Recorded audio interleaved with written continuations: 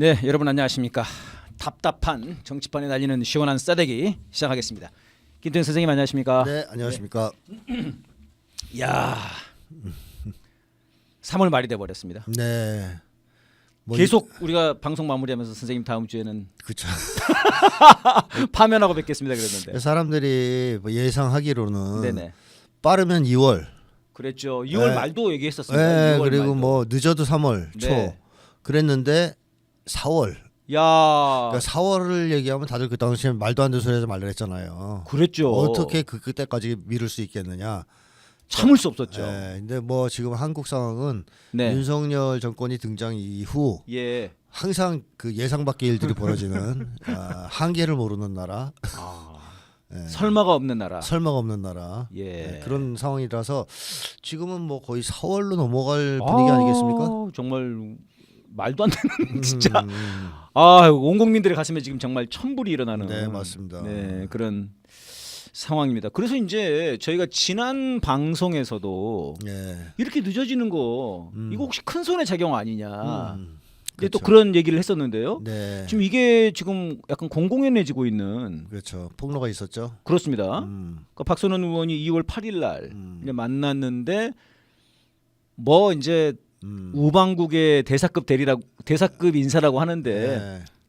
뭐 미국의 조셉 윤 딱 지금 나와요. 딱 나오는 거죠. 방법이 없죠. 그렇죠. 대사 대리거든요. 네. 그러니까 이 사람이 이제 2월 8일을 만났는데 음. 한참 전입니다, 선생님. 지금부터 2달 전입니다. 네. 그때 만나가지고 언제 될 것 같냐? 음. 박선원 의원이 3월 초에는 늦어도 되지 않겠냐? 그러니까는 조셉 윤이 아이고 이재명 대표 선거랑 맞춰야지. 근데 이거는 사실 12월 말에 있었던 의회조사국 보고서에도 그게 있었던 거거든요. 작년에 있었던. 작년 말에 있었던. 네, 네. 그때 이제 그거 가지고 저희들이 이거 내장 간섭이다 막 그랬거든요. 그랬죠. 조심해야 된다. 뭐 이런 게 그런 걸 왜 적시했겠냐. 그러니까요. 그러니까 그때 그렇게 돼버렸습니다, 선생님 지금. 의회조사국 보고서가 나왔을 때도 바이든 행정부 때였고 네네네. 조셉 윤을 임명한 것도 바이든 행정부입니다. 그러니까요. 이게 그래서 그 원래는 네. 그냥 보통은 이제 필립 골드버그 그놈 저희들도 얘기 많이 다뤘는데요. 그놈이 네. 아주 공작원인데 네. 그놈이 나가면서 이제 원래는 공백 이제 그렇죠. 트럼프 정부가 들어서니까 보통 그럼 한 6개월 정도 공백이 있더라고요. 보통. 보통 임명 안 합니다. 임명 안 하고 네. 그냥 그 부대사가 그렇죠. 그냥 대리해서 하는데 바이든이 일부러 알을 박았어요. 네, 알바키로 네. 야, 이 잘하는 애 하나 있어. 네. 그러니까는 트럼프 쪽에서도 어프루벌 뭐 해줬다. 그래 그럼 집어 넣어봐. 왜냐하면 트럼프 쪽은 그다지 한국을 신경 쓰지 않기 때문에 뭐 저쪽에서 뭐 괜찮다 그러니까 막 아이 시끄러 귀찮아. 네. 마음대로 해. 음. 이렇게 하고 이제 봐줬을 수도 있겠고 예. 아니면 그냥 하는 말일 수도 있어요. 음. 어프로벌 없이 그냥 임명했을 수도 있죠. 그냥 바이든이. 네. 그러니까 이제 사실 이제 선생님 계속 이제 분석하는 걸로 봤을 때는 바이든 쪽은 이제 네오콘 쪽이고 그렇죠. 트럼프는 약간 여기랑 맞서는. 네. 예. 어쨌든 뭐 지들이 뭐 다 그래봐야 미국 중심인 건데 네. 어쨌든 서로 이제 감정은 굉장히 격해 있는 거지 않습니까? 감정격한 정도 아니라 지금 네. 미국 내에서 내전 중이죠. 그러니까 죽이려고 하는 거고. 서로 죽이려고 하죠. 제 얼마 전에 그걸 봤습니다, 영화를 선생님. 시빌 11워. 워. 예. 봤거든요, 돈 내고 예. 봤는데 정말 심각해요. 완전히. 네. 이게 한번 봐야 되겠더라고요. 네. 그 미국에서 엄청나게 흥행을 했대요, 이게. 네, 흥행을 했다는 얘기는 미국인들 자체가 공감된다는 거죠. 그 가능성이 있다고 보는 거예요. 네. 실제로 이번에 트럼프가 떨어졌으면 내전이 발발했을 가능성이 있다고 예측한 학자들이 많았죠. 네. 그래서 지금 사실상 전쟁을 안 해서 그렇지 내전 중이다 이렇게 보면 됩니다. 그러니까 이제 그런 바이든이 꽂아놓은 조세빈이 와가지고 2월 8일 날 야당 의원한테 야구 3월 말에 맞춰서 해야지. 그죠. 그리고 이재명이랑 윤석열이랑 같이 날려야지. 같이 날자. 와. 그러니까 저는 계속 얘기했지만 네네. 바이든 행정부는 계엄을 사실상 뒤에서 사주한 정권이 집단이에요. 네. 윤석열이 독단적으로 미국의 허락 없이 계엄을 준비했을 리는 없어요. 예. 특히 북에 대한 국지전 도발도 그렇고요. 네. 미국의 허락 없이는 안 됩니다. 네. 오히려 바이든 행정부가 부추겨가지고 윤석열을 계엄을 시키려고 계속 밀어붙이다가 국지전도 유도하고 네. 그러다가 북의 너무 강력한 반발 국지전 도발에 전면전으로 대답하겠다라는 반발이 있자 아. 막판에 야 너무 위험하다 안 되겠다 무인기 때가 이제 저는 분기점이었다고 보는데 그러면서 바이든이 말리자 윤석열이 독단적으로 감행했을 가능성이 하나가 있고 예. 또 일설에는 바이든은 계속 하려고 그랬는데 트럼프 쪽에서 강력 저지를 했다 하는 설도 있어요. 자, 이제 어쨌든 무슨 얘기를 제가 하고 싶은 거냐면 계엄이 만약에 성공했으면 예. 바이든 행정부는 당연히 승인했을 거라는 겁니다. 그리고 그걸 빌미로 윤석열한테 자 계엄을 성공시켜 줬으니 우크라이나 파병해야지 네네. 이렇게 하려고 했는데 그게 딱 같이 붙어서 뉴스가 계속 나왔어요. 그렇죠. 우크라이나가 갑자기 12월 달부터 엄청 나왔거든요. 네, 파병 소리 장난 아니었죠. 네네. 자, 그런 목적이었는데 결국 좌절됐어요. 그러면 한국을 여태까지 지배해왔던 바이든 쪽 즉 네오콘 세력이 자기 똘마이들을 다 죽이려고 할까요? 절대 그럴 리 없죠. 네네. 윤석열은 워낙 미친놈이라 난리가 되겠지만 네, 실패도 했고 네네. 나머지는 살리려고 할 거 아닙니까? 한국에 그동안 깔아놓은 다 부하들인데 네네. 그래서 미국은 내란이 실패하자마자 한덕수 지지, 최상목 지지를 계속 하면서 내란 진압을 방해해온 거고요. 그다음에 이재명 대표를 날리고 국힘의 정권 재창출을 추구했던 겁니다. 처음에는. 네. 근데 지금은 약간 지금은요. 국힘 정권 재창출이 아무리 봐도 어렵다는 거죠. 그래서 저는 동반 날리기. 그러니까 윤석열만 날리면 안 되고 이재명도 같이 날려야 된다. 이재명 대표도. 이런 쪽으로 방향을 잡고 있는 거 아니냐. 네. 아이 야 이거 좀 하여튼 이거에 지금 하고 싶은 질문이 너무 많은데요. 네. 제가 이제 진짜 이상하다고 생각했던 것은 1월 3일 날 이제 원래 체포하러 들어간단 말이에요. 근데 그때 체포를 못했습니다. 결국 1월 며칠 날 했죠? 20 며칠 날 했던가. 그 한남동에서 엄청 그랬거든요. 싸웠거든요. 근데 그때부터 쟤네들이 완전히 뭐라 그럽니까 전열을 딱 가다듬어요. 그러면서 싹 올라오거든요. 그렇죠. 지금도 계속 여론조사를 내보내요. 국힘이랑 민주당이랑 여론조사 얼마, 그다음에 파면 인용 반대 얼마, 그다음에 정권 교체, 정권 연장 얼마. 사실 그런 얘기 할 필요가 없는 거지 않습니까? 뇌란자고 당연히 처벌받아야 되는데 그러니까 이러길 원한 거겠죠? 네, 그렇습니다. 근데 사실 이제 그때 의회조사국 보고서 그게 12월 28일인가 그렇습니다. 그때부터 약간 좀 전열이 확 달라진 거 아니냐. 그러니까 정말 이게 좀 한국 보수 소위 보수라고 하는 그 좀비들의 이 반격에 큰 손에 작용이 있었던 게 아닌가 이런 의심이 있었거든요. 일사불란하게 그때부터 너무 일사불란했습니다. 방역을 시작했죠. 근데 딱 그렇게 하고 지금 2월 초에 이런 얘기를 한 거거든요. 근데 이제 일각에서는 국힘당에서 조셉 윤한테 계속 로비를 해가지고 조셉 윤이 국힘당 말을 들어준 거 아니냐. 이제 그런 게 있습니다. 어떻습니까? 미국이 그 로비한다고 들어줄라랍니까? 어림도 없는 얘기죠. 조셉 윤의 뜻이다. 조셉 윤도 똑같이 생각하니까 이게 마음이 맞으니까 하는 거지. 청탁했다고 들어줄 일은 없어요. 그러면 윤석열 살려줄게요. 계엄 지지를 해줄게요. 그러니까 다 들어주는 건 아니에요. 미국은 철저하게 지네들의 이득, 제국주의적 이익이죠. 그거를 실현하는데 유리하냐 아니냐를 가지고 판단하는 거고 거기서 만약에 필요 없다 하면 바로 버리는 사람들이란 말이에요. 그러니까 국힘당이 청탁해서 들어준 게 아니라 미국 자체가 사실 이재명 동반 퇴진을 원하고 있다. 이렇게 이제 보는 게 맞겠죠. 그러면 이제 지금 오늘 판결이 있습니다. 저희들이 지금 이제 판결을 알 수가 없죠. 그렇죠. 알 수가 없는데 워낙 판결이 기가 막히게 나오니까. 그러니까요. 근데 이제 하여튼 요즘은 지금 설마 대한민국이에요. 설마 대한민국. 설마국이 되겠어요. 설마국이 됐습니다. 지금. 그런데 아무튼 이날도 조셉인이 그런 얘기를 했다는 겁니다. 형량 유지. 형량 나와. 그대로 유지될 거야. 그러니까 유죄란 얘기예요. 아니 일단 이것도 기분이 나빠요 일단. 지들이 뭐라고 유죄라고 말하는 것도 기분 나쁜데 이 진짜 큰 손의 움직임이라면 유죄로 작용을 시킬 수도 있는 것 아닙니까? 사실 미국이 마음 먹으면 그러니까요. 못하는 게 없다고 봐야 되겠죠. 그 CIA 첩보 영화 보시면 다 나오죠. 수많은 헐리우드 영화에서 다루고 있는 게 그런 건데요.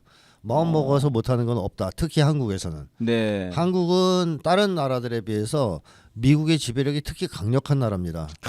그 가장 큰 이유는 군대를 주둔하고 있고 군대의 전자권을 쥐고 있고 사실상 한국은 미국이 만들어낸 나라라고 해도 과언이 아닐 정도로 또 생사 여탈권을 쥐고 있는 그렇습니다. 거군요, 선생님. 그 장악력은 보통 네, 강력한 네. 게 아닙니다. 다른 나라에 비해서. 그래서 트럼프가 한 말이 어떻게 보면 맞아요. 걔들은 우리의 허락 없이는 아무것도 못해.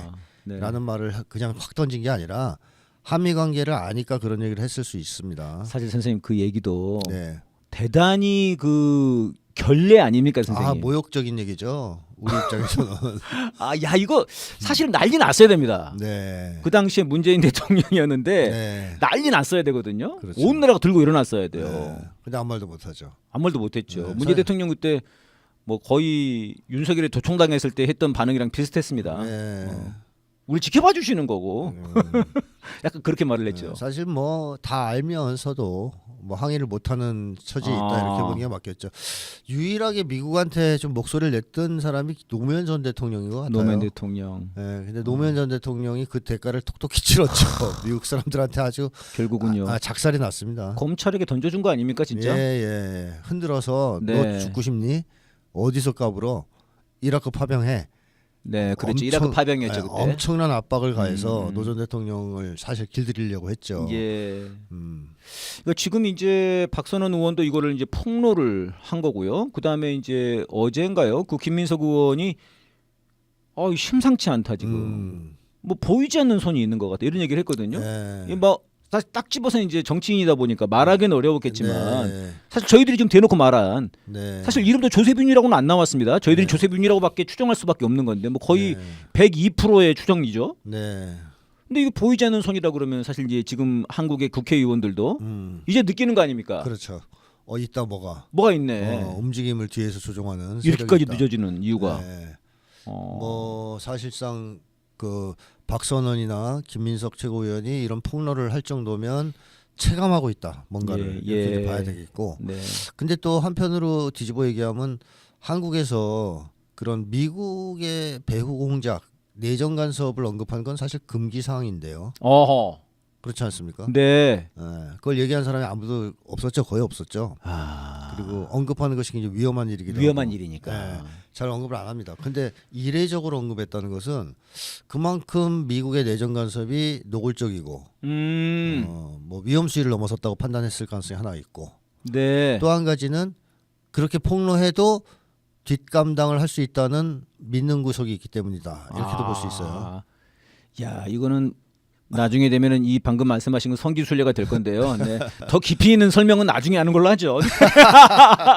오늘은 이 정도 해서 네.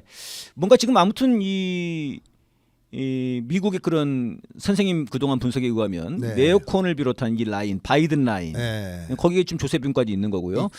그다음에 이제 트럼프를 위시로 한 그쪽에 이제 선을 대려고 하거나 선을 대거나 이제 된 사람들 그 라인들. 어떤 이쪽에 이 미국의 큰 두 가지 선들의 어떤 충돌도 볼 수 있는 것 아니 이런 말씀이신 거죠. 그렇죠. 그러니까 미국 내에서의 내전, 네오콘과 마가 세력의 내전이 한국에서도 벌어지고 있다. 벌어지고 있는 거다. 그대로. 자 이제 그러면은 이제 우리 관심사는 그렇습니다. 그러면 이제 지금 약간 이거 놀랬어요 국민분들이. 예, 그래서 저도 사실은 페이스북이나 유튜브에 12월 말 의회조사국 이런 얘기 하면은 민주당 당원분들이 엄청나게 공격을 했어요. 야 그거 말하지 마 그냥. 언급하지 마. 일단은 첫 번째 그랬을 리 없다 미국이. 그다음 두 번째 의회조사국 그거 별거 아니다. 별건데. 그거 별거 아니다. 그다음에 세 번째 긁어부스럽니다. 왜 자꾸 얘기하냐 이재명 대표 안 좋은데 그런 거였거든요. 근데 우린 이거 내정 간섭 아니냐 이런 거였는데 이번엔 다르더라고요. 진짜야? 약간 이런 분위기에 전부 다. 약간 너무 놀랐어요 지금. 이제 하려고 그러니까. 그러니까 이제 안 할 줄 알았는데. 여기서 이제 저희들이 궁금한 거. 그래서 그러면은 어떻게 되느냐? 그럼 파면은 도대체. 그러니까 이 조셉윤의 말을 봐도요. 윤석열을 살려내라는 말은 없어요. 글쎄 그게 없어요, 그죠? 네, 그냥 동반퇴진이에요. 네네. 그러니까 미국이 윤석열을 복귀해서 얻을 수 있는 이익이 거의 없었다는 얘기예요. 특별히. 네네. 뭐 네오콘이라고 해서 특별히 있겠습니까? 예. 딱 하나 있다면 윤석열 복귀해서 전쟁하는 건데요. 네. 그건 트럼프 쪽에서 가만히 있지 않을 겁니다. 그 정도의 시도는. 네. 그렇다면 너무 무리한 시도일 테니까 복귀시켜서 얻을 이익이 거의 없어요. 예. 오히려 윤석열 때문에 자기네가 심어놓은 세력이 다 날아갈 수도 있습니다. 차라리 윤석열을 버리고 나머지를 살려내는 게 낫죠. 그래서 조셉윤도 윤석열을 살려내자가 아니라 같이 날리자. 이재명 대표하고. 왜냐하면 그렇게 하지 않으면 대통령 이재명 대표가 대통령이 될 것 같으니까 자기네가 봐도 같이 날리자. 같이 날리고 나서 그러면 국힘당이 재집권하도록 할 수 있느냐? 그것도 사실 지금 어려워졌어요. 네. 처음에는 미국이 그걸 추구했을 겁니다. 아하. 내란 세력이 재집권하는 걸 추구했을 거예요. 한동훈이나 뭐 이렇게 세워서. 네. 근데 안 되잖아요. 안 올라가요. 네, 안 올라가고 이재명 대표 너무 강력해요. 선생님 지난 그 한동훈 말 중에 정말 재밌는 거. 네. 질 수가 없다. 네. 질 수가 없다. 그렇게 말을 했어요 한동훈이. 네. 이재명 대표에게 자기는 질 수가 없다고. 근데 네. 그때가 선생님 그 저 지지율 차이가 한 7배? 네, 맞아요. 8배? 한 6% 나왔을 때인가 한동훈이가. 선생님 이 심리 분석 한번 해주세요. 질 수가 없다. 아니 어떻게 이렇게 큰 차이가 나는데. 그러니까 선거에서 질 수가 없다는 뜻이 아니라 그냥 질 수가 없다. 마음속으로 이재명한테는 그런 거예요. 절대로 안 지겠다. 네. 선거에서 져도 승복하지 않겠다. 뭐 예. 이런 정도의 정신 승리 아니겠어요? 그러니까 대단히 그 조급한 마음, 답답한 마음을 그렇게 표현하는 것 같아요. 얘가 그렇죠. 보니까 과장된 뻥카로 뻥치는 거죠. 네네. 그 사실 뭐 한동훈이는 대권 주자가 될 가능성도 적어요 지금. 네. 근데 뭐 나가지도 못할 놈이 배신자 취급받는 거 아닙니까 저쪽에서. 맞습니다. 그래서 한동훈은 어차피 뭐 대선에도 못 나갈 거 질러보세 뭐 이런 것도 있을 수 있는 거죠. 아니면 이제 미국한테 신호를 보내는 그래도 저밖에 없지 않습니까? 네, 뭐 그럴 수 있겠지만 저를 좀 해야 미국이 호구입니까? 선생님 이거 눈빛이 굉장히 지금 방금 미국도 네네. 심리 분석 다 하고요. 조사 다 합니다. 네. 미국 사람들이 장난 삼아서 정치인들 이렇게 그냥 보는 게 아니다. 여러 가지 다 조사해서 데이터를 갖고 데이터를 가지고 하죠. 예, 그래서 지금 이제 그렇다 이걸로 본다고 하면은 사실상 이제 이번 주 금요일이든 이제 오늘 발표를 해야 되는 건데요. 원래는요. 그렇죠. 아니면은 다음 주. 얘는 사실은 이제 파면을 해야 되는 거 아닙니까? 그렇습니다. 그 뒤로 넘어가면은 이제 4월 18일 날 그 재판관 두 사람이 임기가 끝나기 때문에 그렇죠. 만약에 4월 18일 이후로 넘어간다고 하면은 이제 완전히 윤석열 재판관들이 들어와 가지고 그렇죠. 그럼 이제 윤석열을 아주 유지시키는 건데 이거는 조세빈이 말한 거랑도 약간 달라지거든요. 근데 그렇게 해놓고도 네네. 그 파면을 할 수 있어요. 그렇게 해놓고도 미국이 원하면 결국은 오다 잘 받는 사람들로 채운다는 얘기잖아요. 그러니까 이게 그러면은 이게 검찰 캐비넷보다 미국 캐비넷이 더 큰 겁니까? 아우 그렇죠 당연하죠. 네. 검찰 캐비넷은 그냥 협박용이라면 미국 캐비넷은 국가 전복도 시킬 수 있는 캐비넷 아닙니까? 그럼 지기위원은 검찰 캐비넷이었습니까? 이게 큰손 캐비넷이었습니까? 누구? 지기위원 판사. 지기위원. 그건 모르겠어요. 그건 모르겠다. 정확하게 딱 짚을 수는 없는데 어느 캐비넷이든 충분히 움직일 만한 있다 이런 말씀이죠. 파워가 있으니까. 근데 어쨌든 미국이 뭐 자세한 거 하나하나 다 간섭은 안 하겠지만 헌재만큼의 판결은 상당히 중시하지 않겠냐. 네. 그러면 18일이 지나가면 어떤 문제가 생기냐면 그때 상황을 봐서 윤석열을 복귀시킬 필요가 있다. 네. 혹은 복귀시켜도 된다라고 판단하면 복귀시킬 수도 있다는 게 문제예요. 이 여론조사를 계속 그래서 보는 거군요, 이놈들이. 여론조사도 보고 지네들 그 필요 사항도 보겠죠. 자기들의 필요 상황. 윤석열 복귀시키면 쓸 데가 있나? 근데 지금 쓸 거 있을 것 같아. 네네. 그 네오콘들이 예를 들어서 자, 이 트럼프 한번 연맥이는데 윤석열을 복귀시키는 게 지금 필요할 것 같아. 이 가정입니다. 네네. 그러면 할 수도 있는 상황이 된다는 거예요. 판사 구성이. 네. 그러니까 굉장히 위험해지는 거죠. 18일 넘어가면. 그러니까 저는 계속 얘기하지만 헌재 선고가 4월로 넘어간다는 얘기는 그야말로 이재명 대표를 대선에 나오지 못하도록 헌재가 쉽게 하면 정치 행위를 넘어서서 대선 개입을 하는 게 분명하다라고 판단해야 되고요. 이거는 아마 어떤 일이 있어도 지속될 가능성이 있다. 4월까지 넘어간다고 생각한다면. 그래서 저는 헌재에 의존하는 헌재의 판단에 기대는 윤석열 퇴진 운동은 방향을 좀 바꿔야 된다. 4월부터는 국민들이 직접 끌어내리는 쪽으로 바꿔야 된다. 그래서 뭐 헌재 탄핵 얘기도 나오는 겁니다. 헌재가 지금 정치질을 하고 있잖아요. 그렇습니다. 헌재 탄핵도 해야 될 수 있습니다. 지금 이제 선생님이 1월달에 그토록 주장하셨던 국무위원 전원 탄핵 이런 얘기가 이제 나오더라고요. 나오죠. 이제 나와요. 최소한 5명 탄핵. 그럼 선생님이 너무 앞서가시는 거예요 지금. 근데 그 2달 앞서가시는 거예요. 그때 했으면 좋았잖아요. 좋았습니다. 어차피 할 걸. 아니 그러니까 저들을 그 너무 사람 취급을 하는 거예요. 그렇죠. 그것도 있고 이성적일 거라 생각하는 거예요. 그다음에 진짜. 미국의 의도를 너무 쉽게 본 것도 있죠. 의회 조사하고 보고서 이런 거 나왔을 때부터 대비를 했어야 되는데. 그러니까 이게 지금 그러니까 한국 사회에서 이 미국이라고 하는 존재, 큰 손이라고 하는 존재를 어마어마한 변수입니다. 이게 지금 이번에 좀 드러나는 것 같아요, 선생님. 그렇죠. 이게. 드러나죠. 그러니까 저도 이번에 이 조세비온 때문에 이것저것 이제 검사 뭐 이렇게 조사를 하다 보니까 1980년 당시에 그 당시에 그 주한미 사령관 존 위컴이 한국 사람들은 들쥐와 같아가지고 지도자 누가 바뀌든 간에 잘 따라간다. 그렇죠. 이런 얘기를 하면서 그 여름에 인터뷰를 한 거 보니까 내가 한국에서 우리가 한 굉장히 그 보람찬 보람이 큰 일 중에 하나는 전두환 정권을 세운 거다. 네.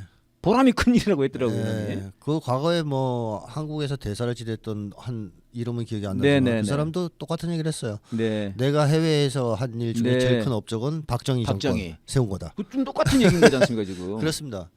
그러니까 우리 국민들이 제일 나쁜 놈들이라고 보는 건데 박정희, 전두환이 그러니까 미국이 제일 좋아하는 사람들이에요. 제일 좋아하는 사람들이. 네, 이번에 이제 이렇게 드러나 버리는데 선생님 그러면 이게 근데 아무튼간에 여러분 이제 지금 제일 궁금한 거는 정말 파면이 될 거냐 말 거냐 이게 지금 굉장히 제일 궁금하실 건데 결국은 이제 국민의 이제 힘에 달려 있다는 거. 국민의 진짜 네, 이 언어를 되찾아야 돼요. 네, 우리 국민들의 투쟁의 힘에 달려 있다는 거고.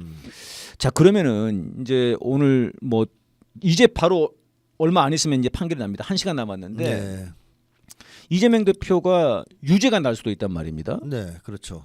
이제 그거는 이제 미국이 한 거예요, 조셉윤이. 네, 그죠. 형량 유지될 거라고. 형량 유지될 거다. 네, 그럼 조셉윤이 이제 무당돼야죠. 무당 점집 차려야 됩니다. 아 이거 진짜 만약 유죄 나오면 조셉윤 이거 추방 운동해야 되는 거 아닙니까 민주당에서? 네, 무당이다 추방하자. 네. 대사 대리가 아니라 저놈은 무당이다. 무당대리.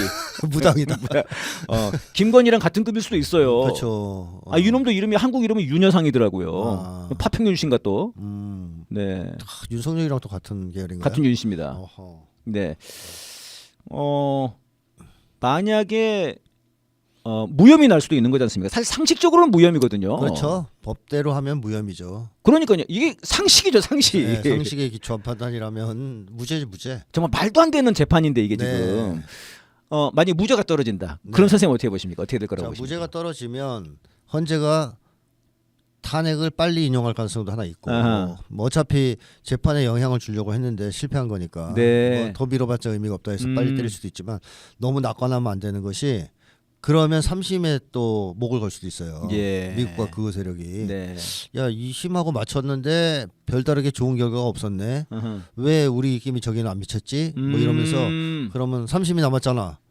자 3심까지 한번 밀어봐 끌어봐. 그러면 아까 얘기했듯이 4월까지 넘겨서 끌고 18일 넘어서까지 끌 가능성도 배제할 수 없습니다. 선고를 헌재 선고를 4월 중순 이후로 민다. 왜냐하면 대선에 최대한 붙여야 되니까 선고를. 그래서 이재명 대표가 대선 직전에 피선거권을 잃거나 대선 출마해서 선거 유세할 동안 때려서 잃게 하거나 그런 얘기까지 있습니다. 그러니까 사전 투표까지 한 다음에 그 사전 투표로 이재명 대표에게 많이 찍었을 거 아니에요. 그리고 나서 본 투표 사이에 대법원 판결을 내려가지고 후보 자격을 날려버리는. 그 무효표 만들어서 이거 무효표가 되니까. 그렇죠. 그러면 이제 지들이 당선될 수 있다는 거죠. 네네네. 그런 짓을 할 가능성이 있다는 겁니다. 물론 그건 우리 국민들이 가만히 있다는 걸 전제로 했을 때. 그런 거죠. 현상이죠.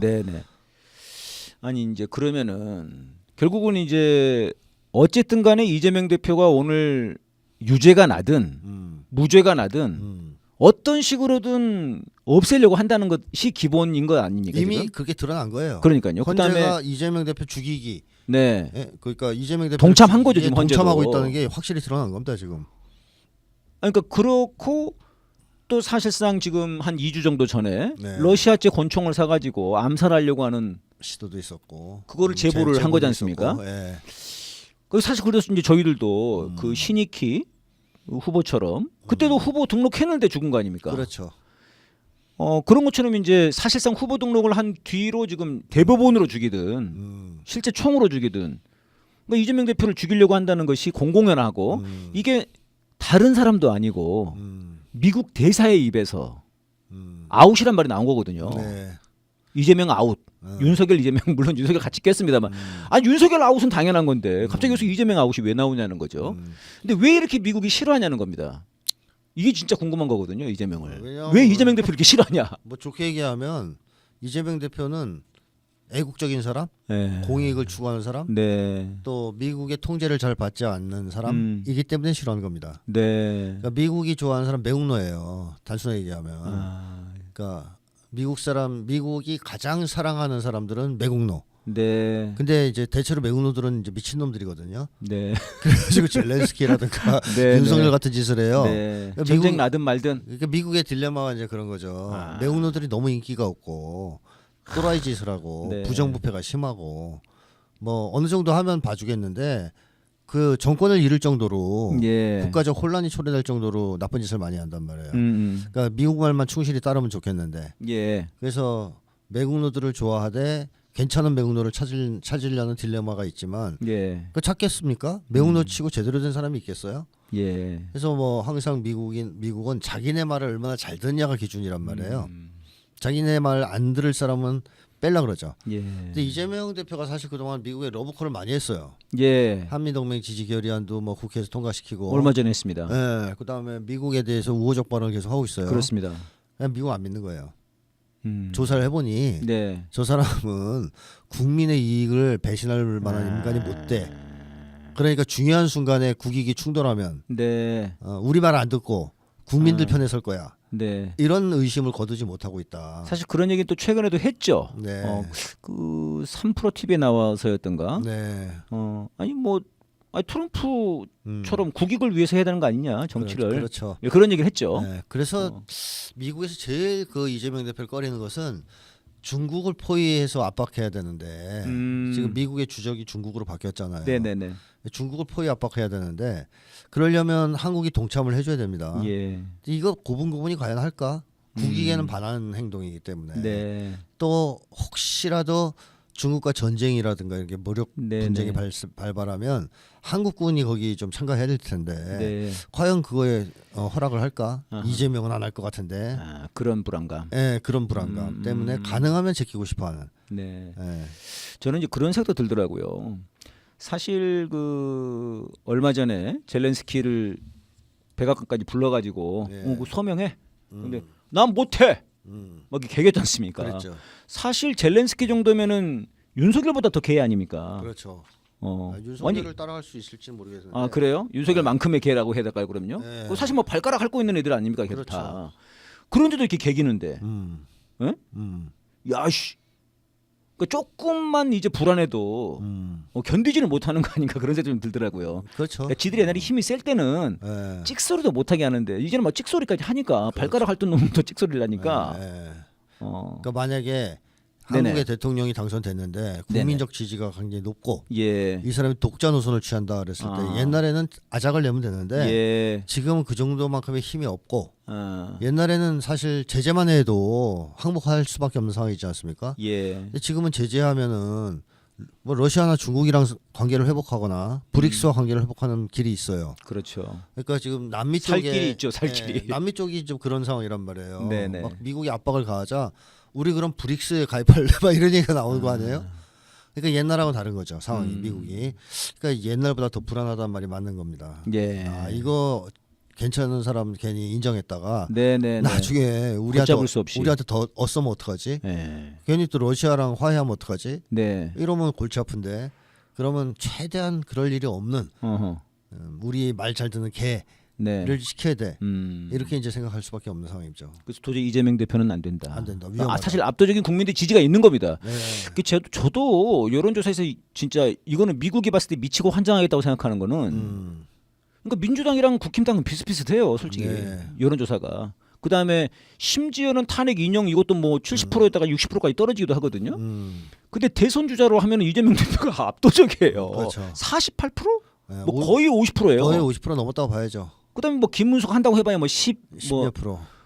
이거는 진짜 미치고 그러니까 이렇게 압도적인 지지율로 만약에 대통령이 돼버리는데 지금 방금 말씀하신 것처럼 약간 좀 친중 지들이 봤을 때 지들 입장에서 우리가 봤을 땐 정말 아무것도 아닌데요. 우리가 볼 때는 중립 외교 내지는 국익 외교 그렇죠. 이런 거죠. 근데 미국 입장에서 친중인 거예요, 그게. 그러니까 미국 말 안 들으니까. 야, 그거를 못 견디는 거군요. 그렇죠. 그리고 뭐 이재명 대표 같으면 야 삼성 우리 먹을래, 우리 줘 이러면 줄 것 같아요. 안 줄 거 아니에요. 지금 선생님 삼성 얘기 방금 나왔으니까 말입니다만은 이번에 이제 파면이 될 거라고 본 것 중에 하나가 삼성 이재용 회장하고 이재명 대표 둘이 이제 만난 것도 이제 이것도 있었는데 제가 이제 엊그제 좀 눈여겨본 거는 그 이재용 회장이 좀 중국 갔습니다. 네, 와서 비아지도 가고 그랬죠.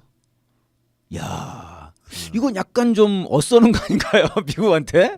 지금은 약간 과도기잖아요. 네. 그래서 바이든 행정부에서는 엄청난 압박을 가했단 말이에요. 네네. 중국에 대해서 뭐 하지 마라, 맞아요. 반도체 수출하지 마라 등등등 압박을 가했는데 네. 지금은 그 과도기예요. 어허. 그렇기 때문에 이재용도 요 틈을 이용해서 운신의 폭을 좀 넓혀보자 하는 차원에서 중국에 갔을 가능성이 있고, 그 다음에 이 트럼프는 압박하는 방식이 군사적 방식이나 이런 것보다는 경제적 방식인데 네. 이 현대 같은 경우에는 미국에 수출 진짜 많이 합니다. 차를. 예. 그러니까 미국 말을 거역하기가 좀 어려워요. 그 이번에 뭐 엄청나게 투자한다고 발표했죠. 네네. 그래서 트럼프가 아주 입이 찢어졌잖아요.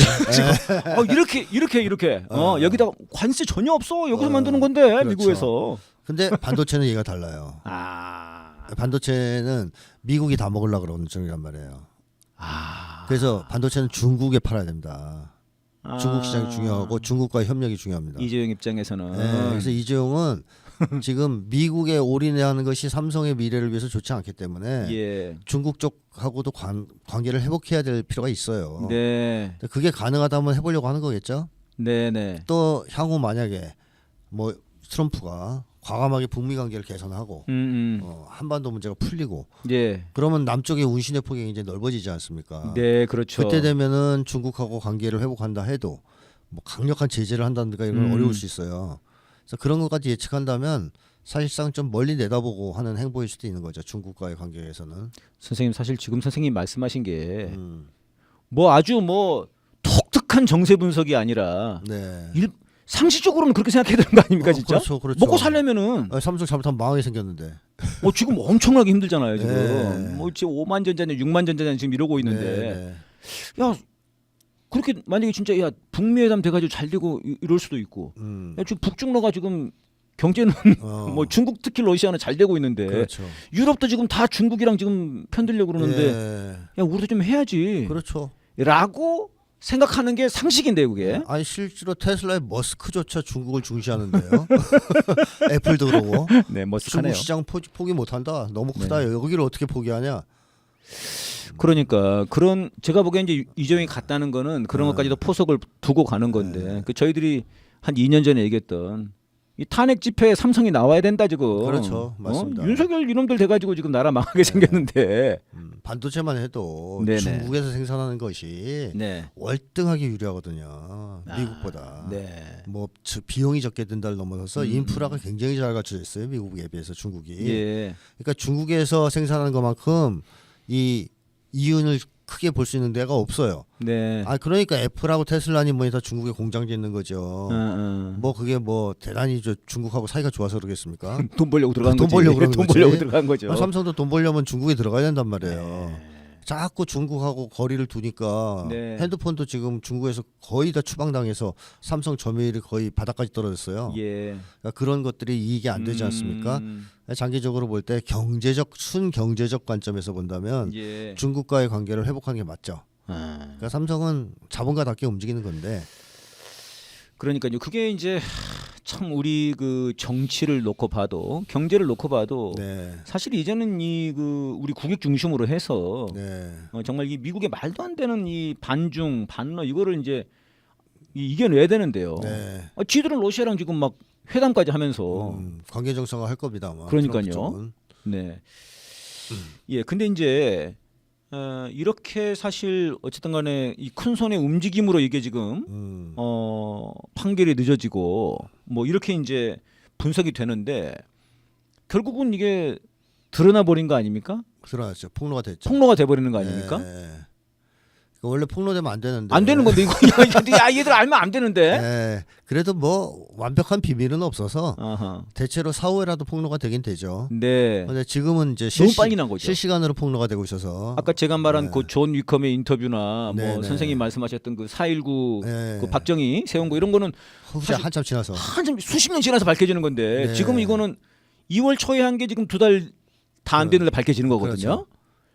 그러니까 이거는 좀 이제 더 이상 숨기기 어려운 이런 것도 좀 있는 것 같아요. 그러니까 미국의 지배력이 그만큼 약화됐다는 증거라고 볼 수 있겠고, 또 한국 사회가 그만큼 이제는 성숙했다는 증거일 수도 있겠죠.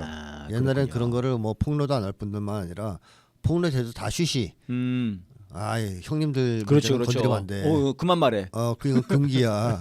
뭐 타부. 뭐 이런 거를 했다면 지금은 그렇지는 않다. 그래서 언급을 하는 거군요 이게. 네. 그 저는 마치 그런 생각이 들더라고요. 그 윤석열이 그렇게 저렇게 해가지고 검찰총장까지 돼서 뭐 좋은 말까지 다 하고 저런 사람에게 충성하지 않습니다. 검찰총장 되고 그리고 이제 조국 대표 완전히 작살낼 때 정말 그 가면이 툭 떨어지는 느낌. 지금 약간 미국이 그동안 쓰고 있었던 탈이 뚝 떨어져 버린 그런 느낌인 것 같습니다. 그 가면 트럼프가 결정적으로 벗었죠 이렇게 딱. 네. 우리 가면 필요 없어. 깔끔하게. 우린 악당이야. 네. 근데 그 조세빈 제가 이번에 검색해 보니까 2007년에도 얘가 이제 부대사 대리를 했더라고요. 그때는요. 지금은 대사 대리인데 그때는 부대사 대리를 한 건데 그때 이제 인터넷 기자들하고 회담이 있었어요. 근데 거기서 한 기자가 아니 지금 이렇게까지 막 통상 압력을 하고 주한미군 범죄 이런 거 이렇게 하면은 이거 대한민국이 준 식민지 아닙니까? 라고 했더니 얘가 뛰쳐나가 버려요. 네, 나갔습니다. 그런 생각이야? 그럼 할 얘기 없지만 렛츠고 하고 가더라고요. 다시 잡았어요. 다시 앉혔습니다. 그래서 몇 마디 조금 더 했어요. 그랬더니 그때는 이제 영어로 그 한글 하다가 갑자기 영어로 뭐라고 하고 가버렸어요. 그쪽에 같이 왔던 주한미 그 대사관에 한국 사람 직원들이 있더만요. 그래서 죄송하다고 뭐 저희들이 뭐 수습을 하는데 성질이 보통이 아니더라고요. 뭐 이런 사람은 보통 이제 꼴통이라고 그러죠. 꼴통. 그래서 세련된 외교관으로 보긴 좀 어렵다. 그렇죠. 세련된 외교관은 아니고 꼴통이라고 좀 봐야 되겠고. 성숙한 인간이라고 볼 수도 없어요. 성숙한 사람이라면 아주 듣기 불편한 얘기가 나왔다고 쳐요. 진실을 폭로했으니까 기자가. 그러면 뭐 그렇죠. 진실을 폭로한 거지 뭘. 뭐 기자님은 그렇게 보실 수도 있겠지만 이렇게 하면서 이렇게 반대 의견을 얘기하지 않습니까? 보통 노예한 그런 그렇죠. 거죠. 세련된 사람들. 그래도 성숙한 사람들은 대체로 그런 대화를 하죠. 근데 얘는 발끈해가지고 너 뭘 씨부린 거야 지금. 그렇죠. 감히 그런 얘기를 왜 꺼내? 이러면서 나가버린 거 아니에요. 그러니까 이제 이 사람은 성숙한 인간도 아니고 세련된 외교관도 아니다. 그다음에 굉장히 우월주의 같은 게 가득한 총독 의식 같은 게 있는 그런 사람으로 봐야 된다. 총독이죠 이 정도면. 근데 뭐 그걸 대놓고 드러내진 않는단 말이에요 대체로. 그러니까 미국 대사들은 다 총독인데 우리는 한국의 친구예요, 뭐 친한 친구의 벗이에요 이렇게 같이 갑시다. 위장하잖아요. Go together 뭐 이러면서. 그렇죠. 그렇게 얘기를 하고 뒤에서 이제 총독짓 하는 거 아니에요. 근데 조셉 류는 대놓고 총독짓을 하는 사람이라는 거죠. 이제 아주 좀 거칠고 난폭한 스타일의 외교관이다 이렇게 이제 볼 수 있겠고. 또 굳이 얘기 한번 또 깊이 따져본다면 이 사람이 한국 사람이에요. 그렇죠. 사실 출발이 54년생인가 그래요. 그래서 지금 71인가 2인가. 아버지가 WTO인가 근무하는 아버지가 있어서 그 아버지 따라 미국 건너갔다가 WHO? WHO. 아무튼 뭐 그쪽. 제가 요새 치매 때문에 기억이 잘 안 납니다. 저도 잘 기억이 안 납니다. WHO인지 뭔지 하여튼 아버지 따라 미국 갔다가 맞습니다. 영국 갔다가 거기서 성장하면서 주류에 들어간 거 아니에요. 그렇습니다. 그때 이제 한국 사람들이 보통 열등감 있죠. 미국 백인 주류 사회에서 거기서 자리 잡으려면 그때 김문수처럼 되는 경우가 있죠. 튀어야 된다. 자기가 나왔던 그 모집단에 대한 혐오 내지는 부끄러움. 나는 부끄러움이 있으니까 또 그런 나는 거죠. 흑인 출신이야. 난 백인이었으면 얼마나 좋을까. 그 이제 조셉류는 뭐 집에서 표백제로 얼굴 닦고 있을 수도 있단 말이에요. 그러면 이 사람은 이 자리에 올라오면 올라올수록 뭐가 생기느냐면 이제 거만해지는 게 생기는 거죠. 오만해지고 우월주의. 야 나는 드디어 대사 대리까지 됐어. 좀 있으면 잘하면 대사도 될 수 있어. 한국 총독이면 대통령보다 높은 자리라고 생각한단 말이죠. 그 사람들은 사실 그렇지 않습니까? 지금도 그런 거 아닙니까? 대사가 더 높지 뭐 한국 대통령이 높습니까? 그렇기 때문에 목에 이제 완장 찼잖아요. 그 최상목 또 뭐 한덕수처럼 목에 힘 좀 들어가는 상황이라고 볼 수 있어요. 그러면 그 동안에 가져왔던 열등감이라든가 뭐 이런 것들이 폭발하면서 훨씬 더 아나무인식으로 행동하게 만들 수도 있습니다. 이제 가정이지만. 그래서 이 조셉류는 약간 그런 인격의 소유자가 아니겠느냐 의심도 듭니다. 그러니까는 아니 어떻게 보면은 미국 입장에서는 최악의 총독을 보낸 거 아닌가요? 그러면은 바이든이 보냈잖아요. 그러니까요. 오히려 네. 한국 국민들에게 지금 당장 우리만 해도 네. 분노를 일으키게 하는 네. 그러니까 큰 손이 이게 드러나 버리게 되는 그렇죠. 그런 아니, 면에서는 골드보어가 더 노예했죠. 그러니까요. 그러면 진짜 네. 다른 나라에서는 쫓겨났는데 우리나라에서는 그래도 조용히 갔어요. 그렇습니다. 네. 골드보어는 잘 이렇게 슬슬슬하고 좀 난처한 질문 들어와도 네네. 우회적으로 답변하고 그러잖아요. 그랬죠. 골드보어는 얘처럼 화내고 자리 박차고 나가진 않거든요. 근데 조셉 류는 그런 점에서 보면 결격 사유가 확실해요. 대사되기는 좀 어려울 것 같습니다. 이번에 또 사고까지 쳐서 어렵다. 아니 이거 이렇게 폭로돼서 시끌시끌한데 트럼프가 네. 이쁘게 볼까요? 그러네요. 네. 아니 저는 이제 이번에 이제 한 포럼에서 지난 그 3월 11일이에요. 네. 그러니까 얼마 전입니다. 그 포럼에서 조수배님 뭐라고 그러냐면은 야 2008년에 그 저 소고기 파동 때에 비하면은 지금은 진짜 반미 감정이 없어요. 네, 거의 없다. 그러면서 오히려 지금 반중 감정이 많죠. 반미 감정이랑 반중 감정은 제로섬이에요. 이렇게 얘기를 했습니다. 얘가 네. 선생님 이게 얘가 반미 감정에 굉장히 예민한 애구나. 이걸 좀 생각이 들더라고요. 예민하죠. 미국 입장에서 제일 신경 쓰는 게 반미거든요. 반미 감정. 예. 그래가지고 한국 사회에서 반미 운동이 일어나는 것에 진짜 예민하게 굴었던 게 미국이에요. 80년대 반미 운동이 폭발할 때 미국이 아주 노이로제 걸렸다 할 정도로 신경을 많이 썼었죠. 예. 그래서 한국 사회에서 다시 반미가 얼마나 고조되느냐에 따라서 미국의 태도는 많이 바뀌는데 반미가 없으면 한마디로 하고 싶은 대로 해도 되는 거죠. 예. 근데 반미 감정이 높아져서 반미 투쟁이 막 벌어지면 걸음걸음 신경 써야 되고 자기네 마음대로 할 수 없게 되는 아주 불편한 상황이 연출되지 않습니까? 네. 게다가 항쟁이 만약에 폭발했을 때 미국을 직접적으로 향하면 한국에 대한 지배 체제 자체가 흔들릴 수가 있죠. 그래서 미국이 제일 걱정하는 게 그겁니다. 그래서 미국 입장에서는 한국에서 반미 감정이 격화되지 않도록 관리하는 것도 대사의 중요한 임무 중에 하나예요. 근데 조셉 류는 이제 반대로 하고 있죠. 그러니까요. 반미 감정을 제 말씀이 그 말씀입니다. 불러일으키는 역할을 하고 있죠. 이렇게 약 올려가지고. 그러니까. 네. 그래서 지금 국민들이 미국의 내정 간섭을 규탄하고 미국의 문제를 계속 제기하는 것이 미국에게는 운신의 폭을 좁히는 효과가 있습니다. 그러니까 파면을 당기는 효과일 것 같아요, 그게요. 그렇죠. 그러면 이제 헌재한테 야 빨리 해라 안 되겠다. 네네네. 이렇게 할 수가 있다는 것이죠. 그러니까요. 헌재 지금 재판관들도 전부 다 지금 검찰 캐비넷만이 아니라 미국 캐비넷까지 좀 다 있는 거 아닌가 이런 생각이 들고요. 이번에 특히 그 한독수 판결은 이해하기 힘들더라고요. 그렇죠. 참 그런 앞으로 이제 우리 범칙금 안 내도 돼요. 나 진짜. 네. 뭐 신호위반 뭐 과속 이런 거요. 네. 법은 어겼지만 네네. 중대하진 않잖아요. 그렇게. 중대한 문제는 아니죠. 그러니까 법 이제 벌금 안 내도 되는 거예요. 네. 아니 그래서 지금 그런 얘기 많이 나옵니다. 아니 커피 2잔 마신 버스 기사는 지금 벌금을 내고 이거 그러니까요. 뭐 지금 헌법을 아니 또 게다가 한독수가 또 마은혁 그 재판관 임명을 안 해요. 안 하고 있죠. 이제 막 복귀했기 때문에 지금 막 이러면서 지금 힘들어요. 바빠요. 힘들어요. 그러면서 하는 말이 헌재 판결 나오면 다 따라야 돼요. 그러니까요. 와 이런 진짜 어떻게? 그러니까 헌재가 사실은요. 예. 헌재의 귀싸대기를 갈긴 두 사람. 네. 한독수와 그 최상목. 최상목 이름도 잘 기억이 안 나려고 하여튼 한독수와 최상목. 네. 헌재를 진짜 모욕을 준 거 아니에요. 예. 헌재 재판관 임명하지 않음으로써 그럼 최소한 존심이라도 있다면 헌재가 파면시켰어야죠. 근데 우리 뺨을 막 때리셨는데 그렇게까지 아프진 않네요. 파면할 정도는 아니에요. 앞으로 더 많이 때리면 생각해 볼게요. 뭐 이런 식의 판결을 해서 풀어준 거 아니에요. 그럼 한독수가 뭐 우습지 않겠어요? 파면할 정도는 아니라는데 그러면 이게 어떤 얘기냐면 결국 헌재가 무슨 짓을 한 거냐면 법을 어겨도 된다는 신호를 보낸 거예요. 그러니까요. 면허증을 준 겁니다. 그러니까요. 뇌란 공범이 되는 거죠 이건 지금. 법 어겨도 파면에 이를 정도로 중대하지만 않으면 돼. 그러지 않은 법은 다 어겨.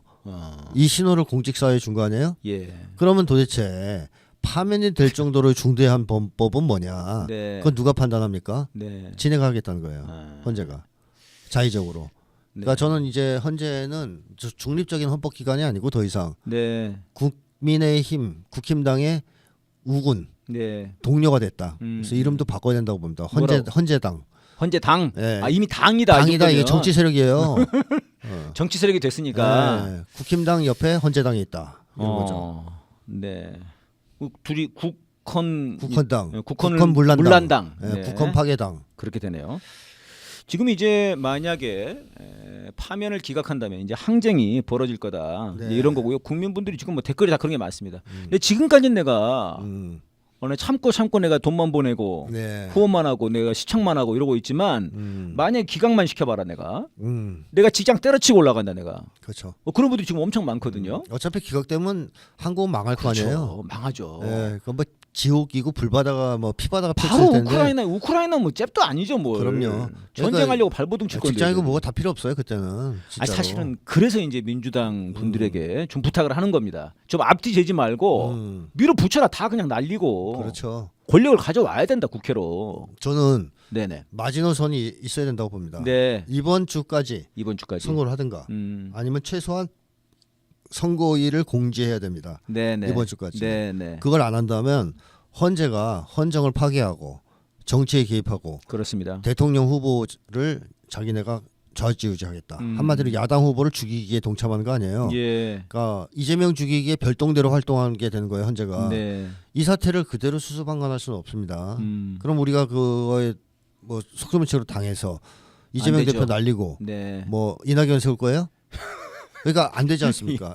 이런 식으로 국민에게 직접 도전하는 이 사법 카르텔, 법적 카르텔의 만행을 그대로 방치할 수 없기 때문에 저는 4월에 들어가면 방향을 네. 전환해야 된다. 바로.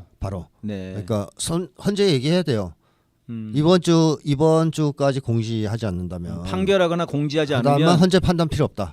다음 주에는 다 그냥 헌재 선고 필요 없다. 니네 마음대로 해라. 네네. 우리는 독자적으로 윤석열 퇴진 투쟁에 나서겠다. 네. 헌재와 상관없이. 예. 그리고 저는 필요하다면 헌재 탄핵해야 된다고 봅니다. 예, 지금 그러니까 나오더라고요. 네, 헌재 탄핵해서 헌재가 못하게 만들고 국민이 윤석열을 끌어내리는 쪽으로 움직여야 된다.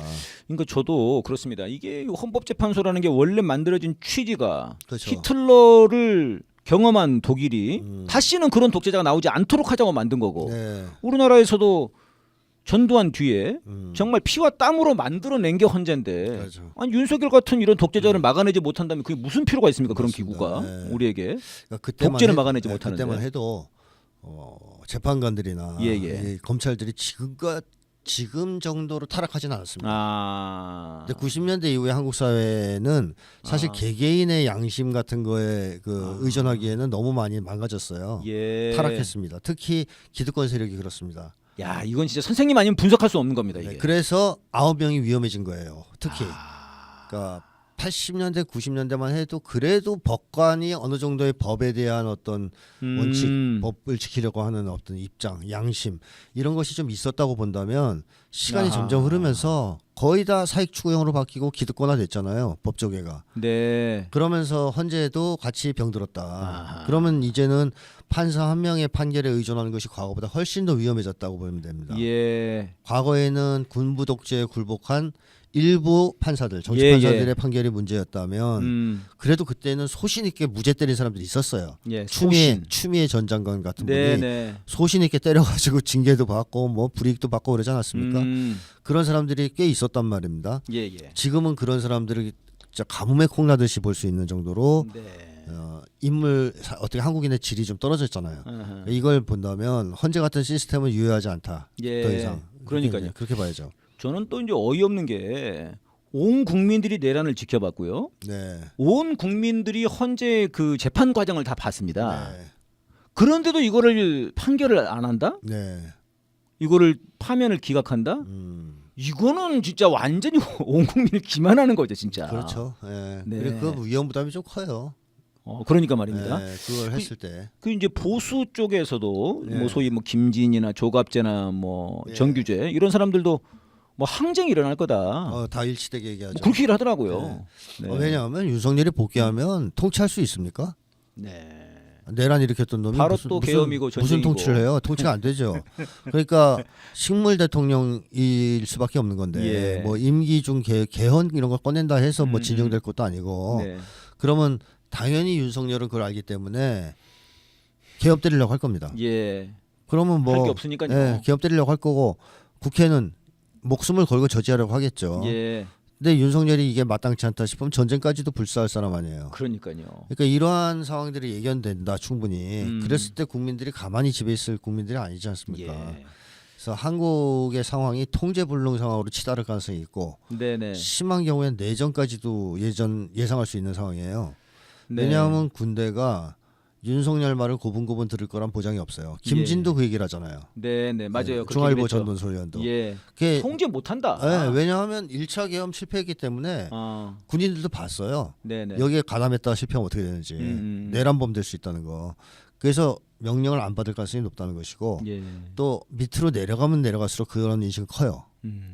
안 듣겠다. 하위 그 계급에 있는 병사들로 내려갈수록. 그렇죠. 이번에 특수전 부대는 상당히 좀 정신무장도 잘 돼 있고 훈련된 부대인데도 시민들 앞에 마주서자 예. 당황해하지 않습니까? 예. 태업하잖아요. 근데 일반 병사들은 오죽하겠어요? 앞에 있으면 철수야 뭐 이제 형 뭐 이러면서 아는데 총 쏘고 아빠다. 야 아빠다 이 총 쏘지 마라 이러는데 네, 그리고 그렇죠. 가족들이 다 보낼 거 아니에요 카톡 같은 거. 네네. 계엄 진압군에서 편 쓰지 마라. 자 그러면 또 일부 군인들 중에서 그걸 이용해서 그럼 이 기회에 우리가 한국의 나폴레옹이 한번 해볼까? 그 시민군 편에 서서 아하. 혁명군 편에 서서 왕당파를 아작내면서 네. 영웅으로 떠올라 황제의 자리까지 오르지 않았어요. 네. 나폴레옹이. 그런 쪽의 군인도 나올 수 있어요. 이 기회에 그럼 우리가 시민들 편에 서서 저쪽 쿠데타군을 진압해서 한번 영웅으로 떠볼까? 네. 또는 그렇지 않더라도 애국적 군인들도 있을 수 있죠. 예, 명령을 예. 거부한. 그러면 내전이 벌어지지 않는다는 보장이 있습니까? 그렇죠. 그러니까 이게 이제 상상의 나래만이 아니고 김진이라고 중앙일보 전 논설위원이 평했던 대로 네. 민중혁명은 불가피하고 그 이후의 상황은 예측 불허입니다. 어떻게 흘러갈지 몰라요. 네. 그러니까 국민들의 항쟁도 치열하겠지만 윤석열 일당의 발악도 보통이 아닐 거예요. 네. 이 상황을 내다본다면 그 헌재가 기각을 하기란 조금 어렵다. 네. 이제 그걸 못 내다본다면 뭐 할 수도 있겠지만 미국도 그런 상황은 바라지 않을 겁니다. 사실상. 예. 혁명적인 상황. 그렇죠. 혁명적 네. 상황이 도래하는 통제 거 불가능의 상황. 그걸 제일 싫어하죠 미국은. 네. 그게 어디로 갈지 모르니까. 예. 알겠습니다. 지금 지난주에 떠들썩한 얘기 중에 하나가 김건희가 이재명 쏘고 나도 죽고 싶다. 네.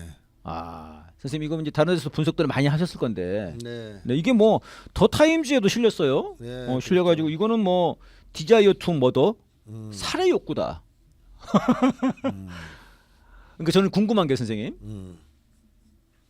쥐가 죽고 싶다는 걸 알 수 있어요. 그건 죽고 싶은 게 아니죠. 근데 왜 이재명을 죽이고 싶냐 이거죠 저는. 그러니까 지금 모든 것에 네.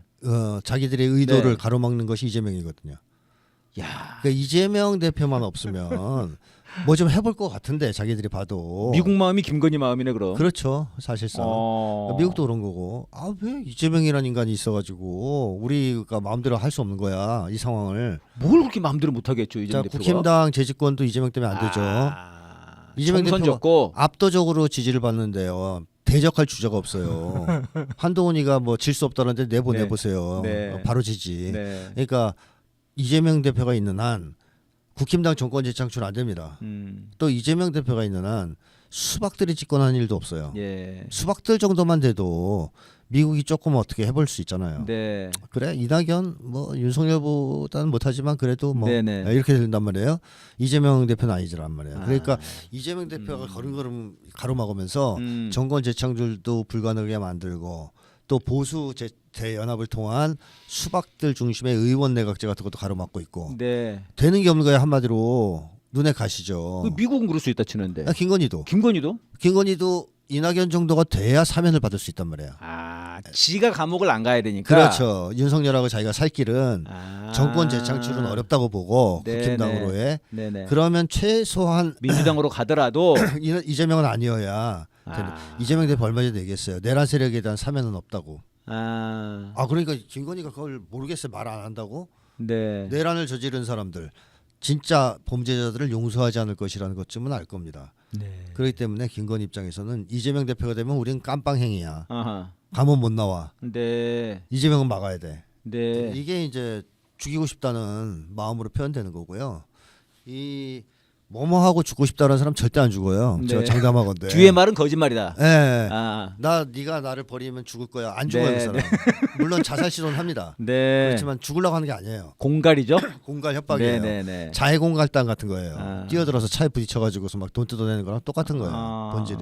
본질은 앞에 있는 거군요. 그렇죠. 그래서 김건희 같은 스타일의 사람들은 절대로 자살 안 하거든요. 예. 이게 이 집안의 가문의 전통적인 대인 조종술이기도 해요. 네네. 그 김건희 어머니가 네네. 최은순이 법정에서 유죄를 받았을 때 네, 들어 누웠다고 그러죠. 들어 누워서 발구르면서 맞아요. 뭐라 그랬어요. 맞아요. 죽겠다 그랬어요. 네. 나 죽겠다고. 여기서 죽어버리겠다고. 예, 죽어버리겠다. 맞아요. 그렇게 얘기했어요. 근데 그때 죽었어요? 네, 안 죽었죠. 안 죽잖아요. 나와 있어요. 말을 안 해요. 절대 안 죽어요. 골프 치러 다니죠. 이런 사람들은 안 죽어요. 근데 이 얘기는 뭐냐 하면 상대방을 압박하고 협박하기 위해서 쓰는 말입니다. 나 죽어버리겠다. 예. 제일 극한적인 표현을 쓰는 거거든요. 작년 3월에도 3월인가 2월인가에도 김건희가 그 저 뛰어내리겠다고 관저에서 예, 그런 얘기가 있었죠. 1층인가밖에 뭐 안 돼가지고 뛰어내려도 안 죽는데 예. 뛰어내려 죽어버리겠다고. 그리고 사실 안 뛰어내려요 절대로. 절대로. 말로는 그런 거지. 근데 근데 그 얘기를 들으면 윤석열은 겁에 질렸을 거 아닙니까? 그 얘기를 들으면 겁이 질린 사람이 있어요. 윤석열. 윤석열. 빨리 걔 때려야 되겠다. 우리 죽기 전에. 죽는 데잖아. 근데 안 죽고 날 때리면 어떡하지? 이거 더 네. 무섭겠죠. 그래서 이번에도 결국에 사실 이게 뭐냐 하면 살인 지령이랑 비슷한 겁니다. 이게. 그러니까요. 주변에다 그 얘기를 자꾸 던지면 윤석열, HID 그다음에 김건희에게 충성을 바치는 김성훈 뭐 이런 애들, 김진성, 또 그다음에 사방에 있는 김건희에 얽힌 사람들, 네. 김건희가 지금 모상원. 극한 상황에 몰려 있다. 예. 뭐 저렇게까지 말하는 거 보니 우리가 뭔가 해야 되겠다. 예. 근데 이재명을 쏜다라는 말은 이제 시사가 된 거잖아요. 쏘라고. 네네. 그래서 이건 사실상 암살 지령과도 거의 유사한 이번에 이 말은 효과가 있다. 그렇군요. 아주 위험한 말이죠. 그러니까요. 그러니까 이 살해 욕구라고 아예 외신에서 쓸 정도로 사실은 이제 온 세계가 알아버린 겁니다. 그렇죠. 김건희의 속마음을 다 알아버린 네. 건데. 그러니까 저는 이제 그런 생각도 들어요. 이제까지 이재명을 죽이려 했던 것이 이게 김건희였나? 오히려 윤석열보다도. 네. 그러니까 이게 이 노이로제 같은 게 있는 거 아닌가 이런 생각이 들더라고요. 그러니까 뭐 사법적으로 죽이려고 해도 안 죽고, 뭐 김진성을 보내도 안 죽고, 정말 미치고 환장하겠는. 그렇죠. 그래서 뭐 무당 불러다 구태도 안 죽지. 굿도 얼마나 많이 했겠습니까? 엄청 했다 그러죠. 네, 뭐 온 산에 가서 다 했을 거고, 막 이재명 뭐 저 이런 거 만들고 찌르기로 하고 뭐 그랬을 거 아닙니까? 이 성격상. 그럴수록 공포감 더 커지죠. 그런 거죠 지금 이게. 안 죽으니까. 그러니까요. 도무지 죽지를 않으니까. 네, 맞습니다. 네. 오늘 무죄 나오면은 뭐 이제 김건희는 아마 돌아버리겠네요. 거품 물겠죠. 물겠네요. 윤석열 막 때릴 겁니다. 술 처먹을 때냐 이놈아 그러면서. 네. 예, 알겠습니다. 지금 시간이 다 되는데요. 딱 하나만 좀 더 여쭤보겠습니다. 지금 이제 세계 정세가 굉장히 급변하고 있습니다. 네. 아까 이제 이재용이 이제 중국 간 것도 참 이게 굉장한 뉴스인데 보니까 가서 사직생이라고 그랬어요, 선생님. 어차피 이거, 삼성 집 망하게 생겼잖아요. 선생님 사직생 이거 어디서 들어봤지 않았습니까? 윤석열이 썼던 말이죠. 윤석열이 우크라이나 갔다는 얘기거든요. 그렇습니다. 네. 야, 그러니까 그 정도예요. 절박한 거예요. 그러니까 윤석열은 지네 장모님이랑 저 삼부토건이랑 먹고 살아야 되니까 사직생인데 이재용도 마찬가지고. 근데 지금 그 러시아랑 미국이랑 우크라이나는 지금 이제 회담을 하고 있고요. 그다음에 쇼이구 장관이 북에 갔죠. 평양에 갔어요. 근데 평양에 얼마 전에 그 루덴코인가 또 외무부 차관도 갔거든요. 그러니까 사실 이 정도면 굉장히 거물급들이 지금 자꾸 평양을 가는 거거든요. 최선희 외상도 갔다 왔습니다. 러시아에. 아니 쇼이구 이 사람은 굉장히 높은 급인데. 뭐 2인자, 3인자 정도 그러니까요. 봐야죠. 네. 이번에 간 건 왜 간 건지 이게 궁금하거든요. 저는 네네. 미국이 러시아와 회담하는 중인데요. 이 회담하는 과정에서 북한에 모종의 메시지 전달을 부탁하실 가능성이 있다고 봅니다. 그러면 그걸 전달하기 위해서는 비중 있는 인사가 가야 되겠죠. 근데 푸틴이 직접 갈 수는 없고 만날 때 있으면 전해주겠는데 그렇다면 이제 안보회의 의장 정도 되는 2인자 3인자 정도 되는 쇼이구 정도는 보내야 되는 거다. 무게로 봤을 때. 그래서 미국 측이 북한과의 관계를 회복하기 위해서 선을 여러 차례 대려고 그럴 텐데 없어요. 다 끊겼습니다. 근데 다만 지금 러시아와 북한 간의 관계가 굉장히 좋기 때문에 회담 과정에서 그쪽을 통해서 메시지를 넣으려고 하는 거 아니냐.